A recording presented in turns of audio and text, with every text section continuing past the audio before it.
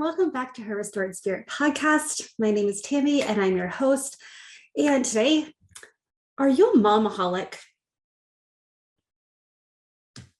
Is it a superpower? Is it or is it something that kind of keeps you outwardly focused? So, aholic. Everyone knows aholics. And they're all typically negative, right? So that's what I want to ask you today. Are you a momaholic? Do you mom to the point of not actually taking care of yourself? And we know alcoholics drink to the point where they need to drink. Drug addicts, drugaholic, we'll just go with it. But they need the drugs. Workaholics, we know. So this is, when you think aholic, you think negative, right? Have you thought of how you mom? And are you a momaholic? I think I was. And when the kids are different ages, they need you in different ways. But as they grow up, how you interact with them, how you work with them needs to change, right? How much time they need of yours changes. They still need you. As toddlers, as babies, they're everything. And then as toddlers, you're directing. As like school age, they still need you to be there and listen. And nowadays, if I add up how much time I spend taking my kids to their activities, I spend more time driving them to their activities than I do working. It's a second full-time job. And honestly, having my own business, there are times that taking them to their things has taken precedent over things that I need to do. It's not a bad thing, but is it a good thing? Now, I'm all for taking kids to what they need to do and having them do activities and sports and groups and everything. But I was thinking about it, and I've been thinking about time a lot. I'm actually reading a book about time, rest. I'm reading a book about rest and the science behind rest. And it's fascinating. Who knew a 7-hour book about rest could be so fascinating? But it is, at least to me. But as I was reading about rest, I was thinking of my needs. What do I need to do to rest? And I talked before about if you work with your hands, you rest with your mind. If you work with your mind, you rest with your hands. So I've been trying to play into that balance. Like because I work with my mind a lot. So my rest time is still like prepping dinner, making lunches, going on a walk. This book was talking about how important walks are. And I'm sure when I understand the science behind it a little bit more, I'll go into that. But the rest of, balancing the ins and outs of things. And I believe that that's for kids too. If we're always go, go, go, and we're so busy. I don't know about your kids. My kids avoid silence. They avoid rest. They love to rest. I mean, it's almost 10 a.m. and they're still sleeping. Gotta love teenagers. But they avoid being bored. And I learned that even when you're at rest, your brain is actually only working like 10% less than it is when you are in like active mode for whatever you're doing. 10%. So if you're reading, your brain is still contemplating and your subconscious is still working on whatever your hands-on task that you were doing. If you're say you're writing, right? And your brain is still, and you're a writer, and you have like a plot twist that you're trying to figure out. While you are folding laundry, while you are going on a walk, your subconscious brain is still working on that as well. So even at rest, but it gives yourself that time, that subconsciousness to go through and work out some issues. That's why when you're sleeping, you can like solve the world's problems, right? How many times have we woken up with a solution to one of our problems? That's because our brain is still working very actively. It's never really at rest. It's just a different shape. So what does this mean for momaholics? We need things for ourselves. Your life should not completely revolve around your kids. I know that that's going to be well, some of you are going to say amen, sister. And some of you are going to be like, yeah, I don't believe that. I only have them for 18 years. I want my life to revolve around them. But stay with me, because how often are things decided for you? Like, how often does the world revolve around you as an adult? How often does your family revolve around you as an adult?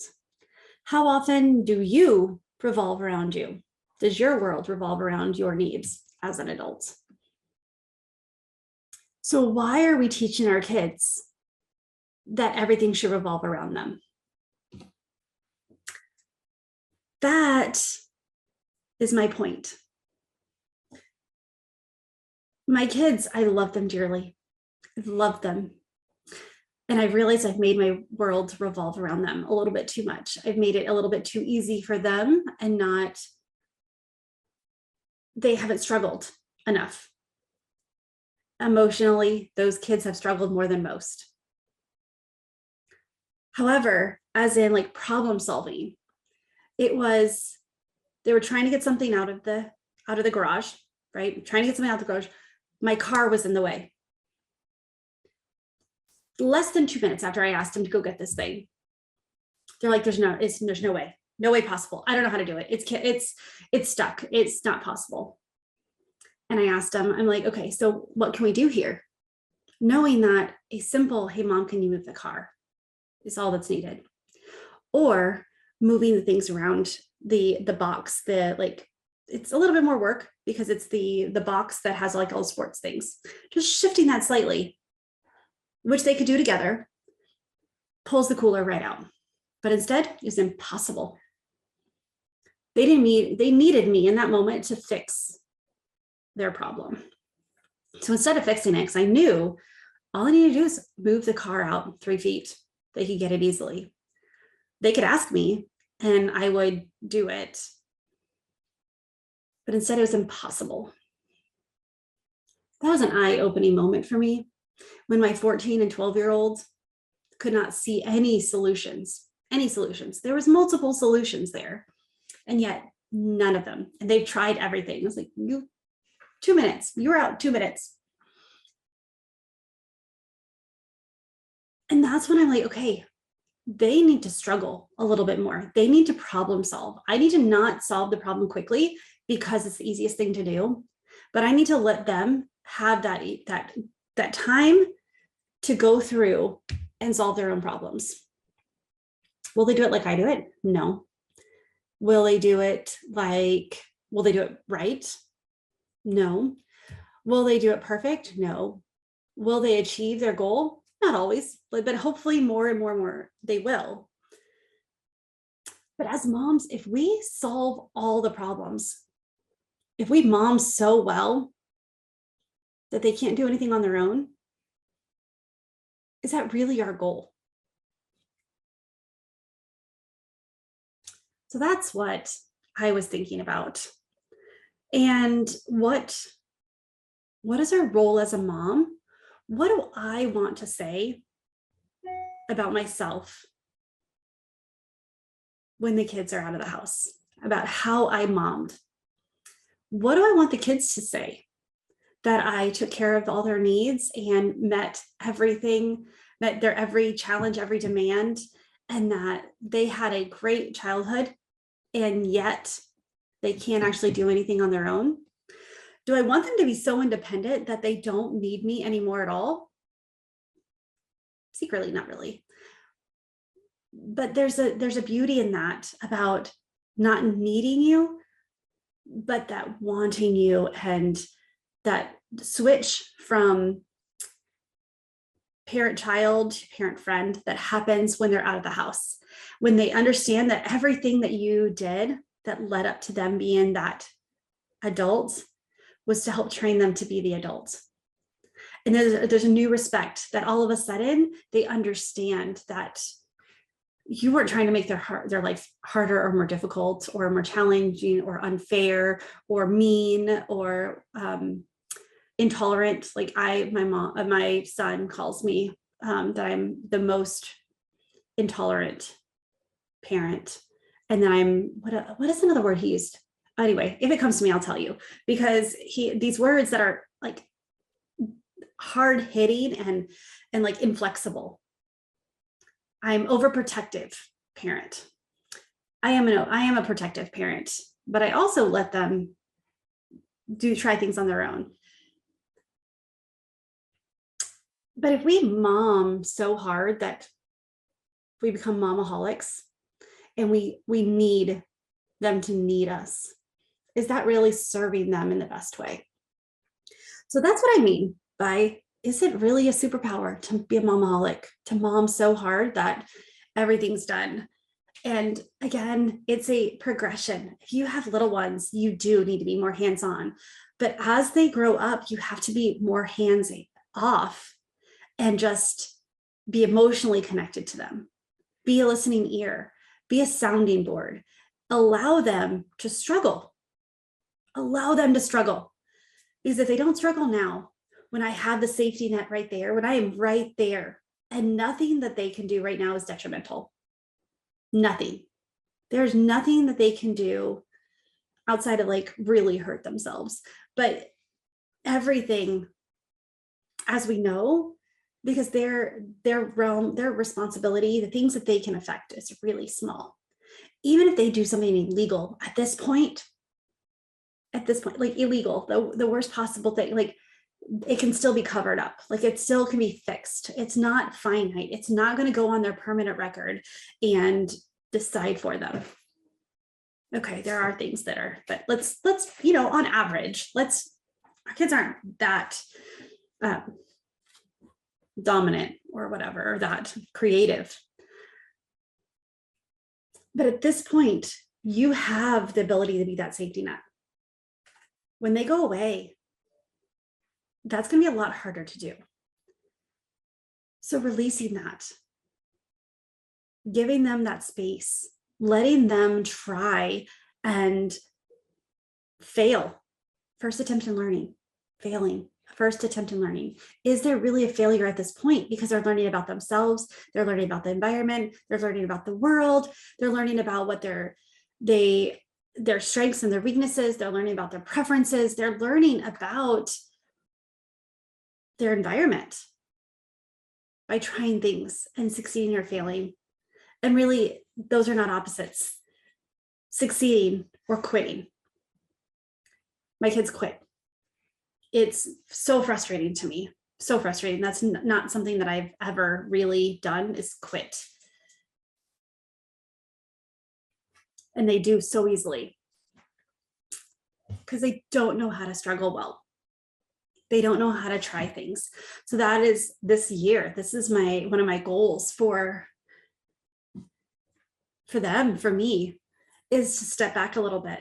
And instead of just jumping in and doing it and solving the problem, being that momaholic that gets I just do it because it's easy, it's best, I love it, and I'm the best at it. I know what the needs are. I know what the outcome needs to be. I know. I'm going to step back.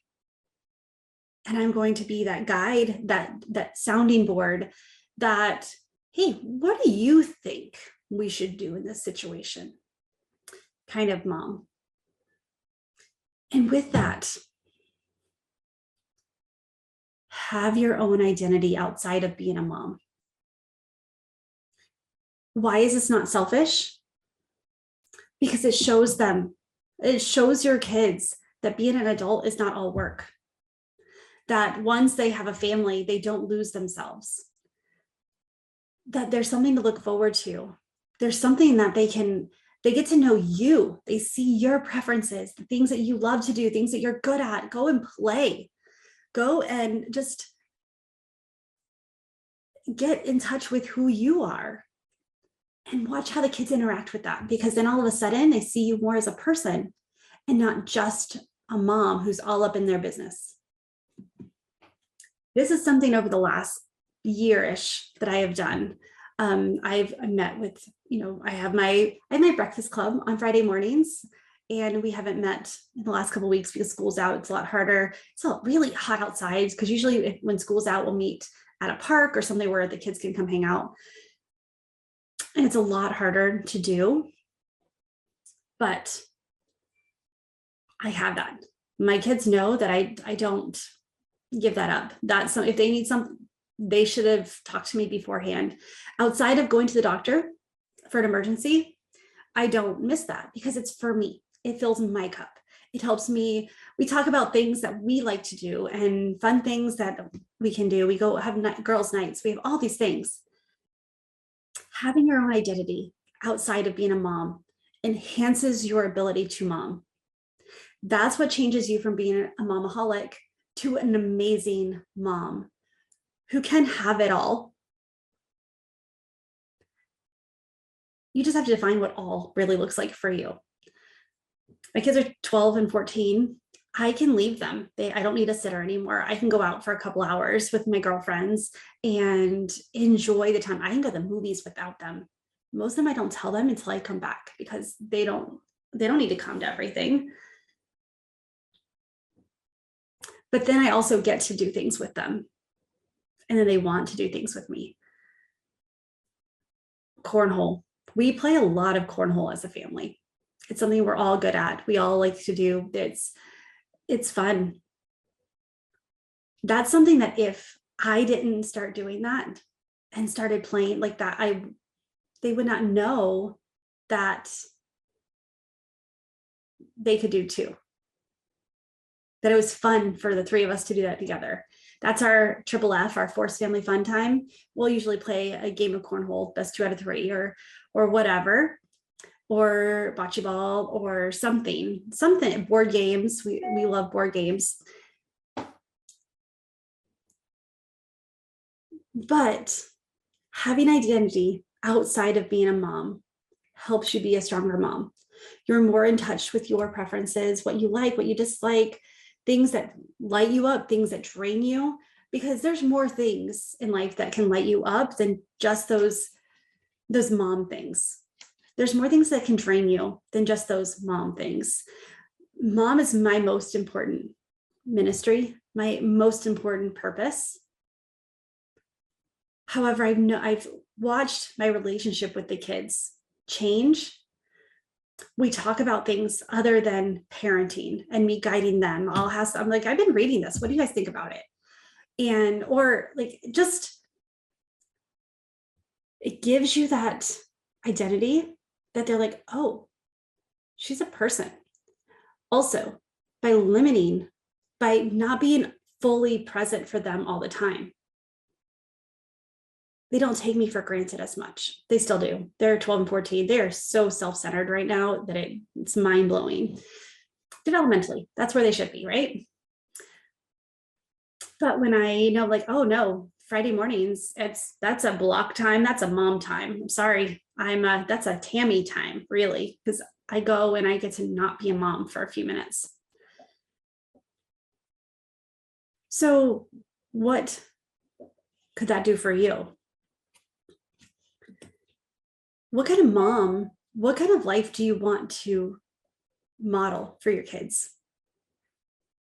Do you want to model that the only thing you do is take care of other people and that is what life is all about? Or do you want to do it in a way that's also makes it fun, that it's not draining? I hope I'm explaining this right. I hope you're getting this, that it's okay to have a life, have a personality, have an identity outside of your kids. That is part of thriving. That is part of stepping into who you were called to be. Because if you take care of you, you can take care of your kids better. By having your own identity outside of the kids, they get to see you. They get to see you work. They get to see you play. They get to see you be you. And they have something to model what it's like to be an adult. A few years ago, it wasn't even a few years ago, maybe a year and a half, maybe 2 years ago. Anyway, time's not important here.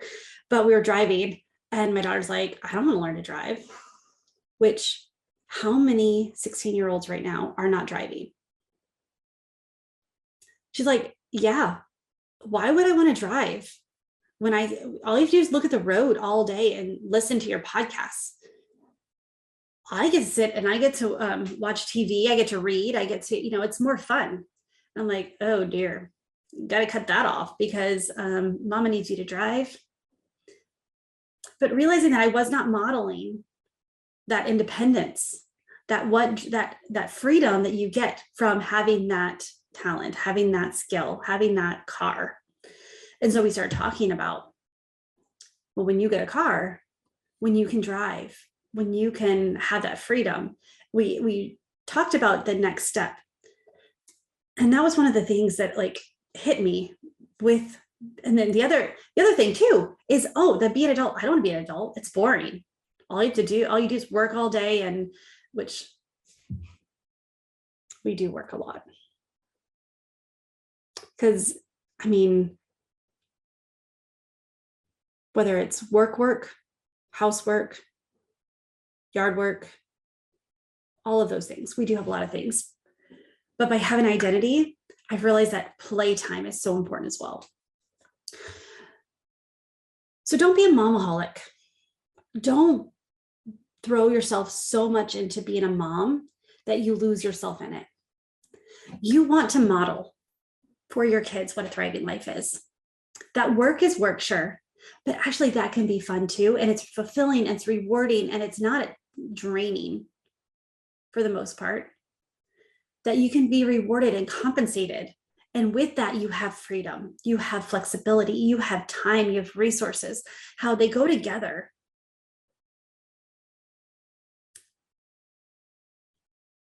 But if all you do is take care of your kids and you don't have an identity outside of them, and you do that so well, what are you showing them? What are you teaching them? What are you guiding? What are you modeling for them? And I like to ask yourself this. It's like, okay, what do I want? What do I want to say at the end of my motherhood? And motherhood never ends. What do I want my kids to say? I want them to be confident and independent and caring and serving, compassionate. I want them to be brave. So if that's my goal, then I need to give them opportunities throughout this 18 years, this 4 and 6 years that I have left. I need to give them that opportunity to find ways for them to be brave, for them to be, figure out those things to struggle, because we know that resistance produces growth. And if I have to go through resistance in order to grow, removing all the resistance for the kids is not causing them to grow. It's not like giving them the opportunity to grow.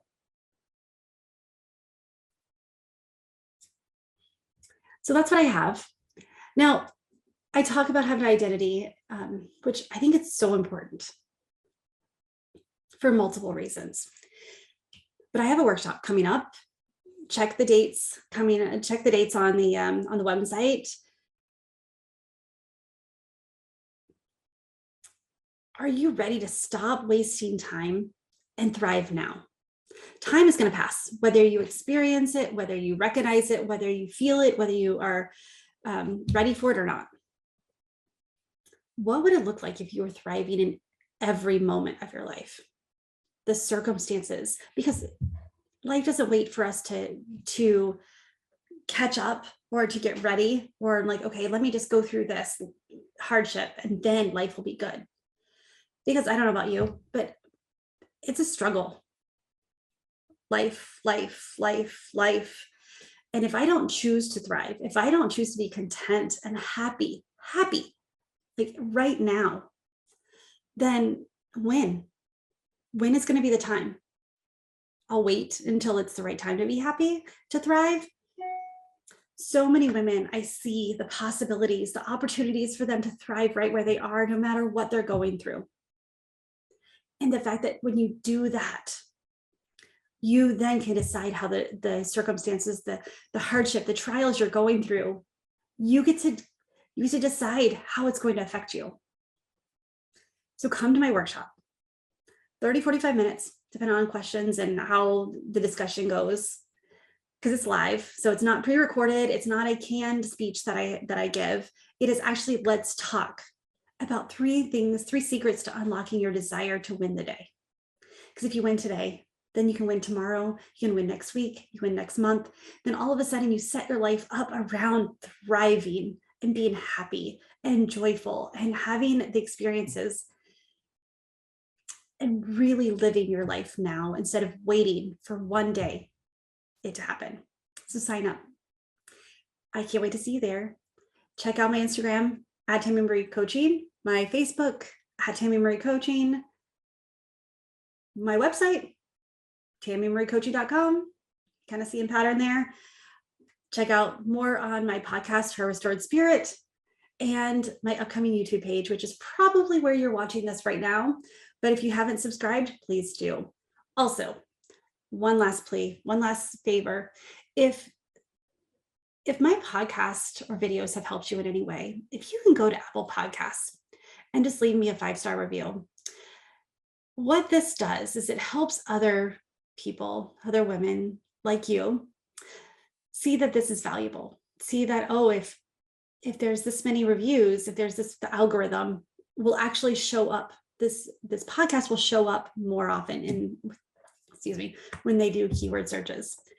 So if you can leave me a 5-star review, it really means a lot to me. Tell me what resonated, or tell me what you want to hear more of, because I read all of them and I take notes on what people, what's resonating, what's not, what people are wanting to hear.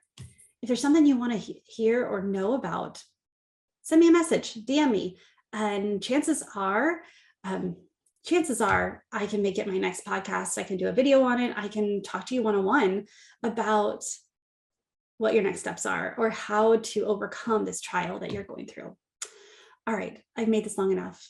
With that, thank you so much, and I'll see you next week. Bye for now.